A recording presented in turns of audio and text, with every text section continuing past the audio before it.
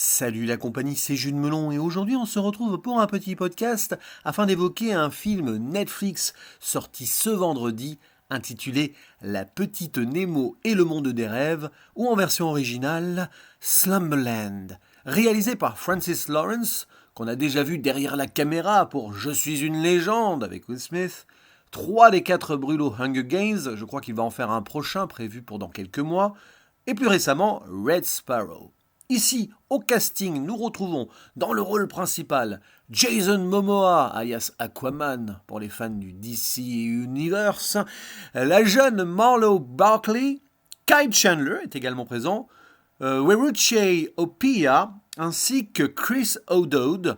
Et il faut savoir qu'il s'agit ici d'une adaptation d'une bande dessinée assez ancienne, puisqu'elle est parue entre 1905 et 1927, qui porte le doux titre de Little Nemo in Slumberland.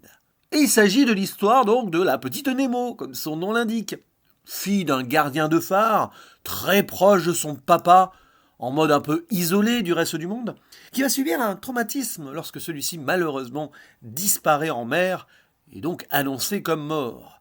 La pauvre petite fille va être recueillie par un oncle, qui est le frère du papa, très terre-à-terre, qui s'appelle Philip, sorte de collectionneur de poignées de porte. Mais c'est bizarre, mais ça a un lien avec l'histoire, vite fait. Et avec qui, forcément, le monde va paraître plus morne. Du coup, elle va se réfugier en fermant les yeux, et donc ainsi naviguer dans son sommeil, avec son petit cochon en peluche, rencontrant au passage un satyre hors la loi, nommé Flip, donc joué par Jason Momoa, qui est un personnage créé avec son papa, voilà, donc souvenir pour affronter cette triste perte. Et donc avec Flip, elle va tenter de reprendre contact avec le paternel et son souvenir. Ainsi, elle va partir à sa recherche entre rêves mais aussi cauchemars dans un monde très varié, croisant au passage la route d'un Canadien très cliché, oui en VF c'est un Québécois, qui vole sur une oie sauvage géante. Il y a aussi un gamin qui conduit un camion, mais surtout une agent qui veut à tout prix arrêter son partenaire hors la loi. Et mine de rien, nous avons là un film avec un gros budget, 150 millions de dollars, d'après la page Wikipédia anglophone, avec vraiment un visuel qui est très florissant à ce niveau, on voyage énormément et l'imaginaire prend forme de façon très convaincante.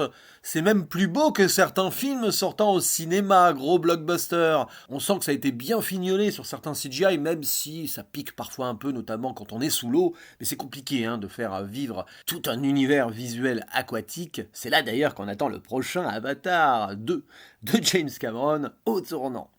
L'histoire, allez, au final, disons-le, elle est assez classique, mais rondement menée. Elle devrait ainsi plaire aux plus jeunes, et ne tombe pas non plus dans un surplus de clichés, même s'il est évident que certains personnages semblent un poil de trop quand même, ou mal développés. On pensera par exemple au jeune camarade de Nemo dans l'école de la vraie vie, qui sert strictement à rien. Bon, vite fait, on s'attendait à ce qu'il ait peut-être un rôle, mais pas vraiment. Le seul truc qu'il faut réussir à avaler au fond, quand même, c'est la caractérisation du satyre, qui a un poil trop comic relief à mes yeux, mais c'est quand même destiné à la jeunesse. Jason Momoa là-dessus fait le boulot, il s'éclate, ça se sent, il est à fond. On n'est quand même pas très loin du chapelier fou d'Alice au Pays des Merveilles, à certains moments, mais c'est peut-être une référence volontaire. Je ne sais pas, peut-être l'acteur a pris Johnny Depp en exemple. Ça me fait sourire parce que je viens de me rappeler qu'il a tourné avec Amber Heard, Jason Momoa. Donc bon, bref, on va pas refaire l'histoire et surtout pas trop plaisanter sur un sujet assez grave. Au final, voilà, nous avons un film plutôt réussi et ambitieux qui nous accompagne avec enthousiasme dans cette quête d'une petite fille face à son deuil. Elle essaye d'ailleurs de fuir la réalité de celui-ci, mais aussi la réalité tout court d'ailleurs, avant peut-être d'apprendre à faire face, qui sait. On ressent d'avance la morale potentielle, mais on pourrait avoir quelques surprises aussi. En cela d'ailleurs, le rôle de l'oncle est intéressant, puisqu'il s'agit d'une sorte d'image inversée de la petite, mais aussi du satyre Flip, qui représente le père. Alors c'est amusant parce qu'il s'appelle Flip, comme Flip the Coin, quand vous lancez une pièce qui tourne dans l'air pour faire pile ou face. Mais voilà, on sent bien qu'au final, l'un va apporter à l'autre, même si on le voit pas beaucoup à l'écran, l'oncle.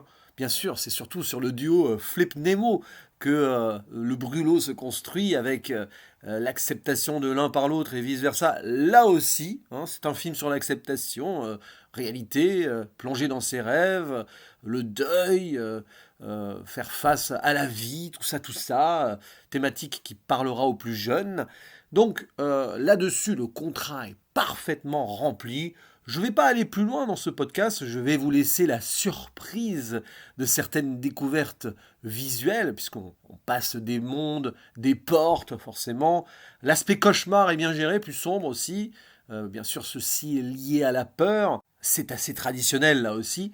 Enfin voilà, c'est un film que je conseille, donc si vous êtes fan de ces métrages un peu style Magicien d'Oz, tout ce qui est en rapport au rêve, etc. C'est vrai qu'il y a un côté Inception par moment, hein. J'ai vu l'ami le cinéma d'Hugo tweeter cela avant de faire ce podcast. Il n'a pas tort.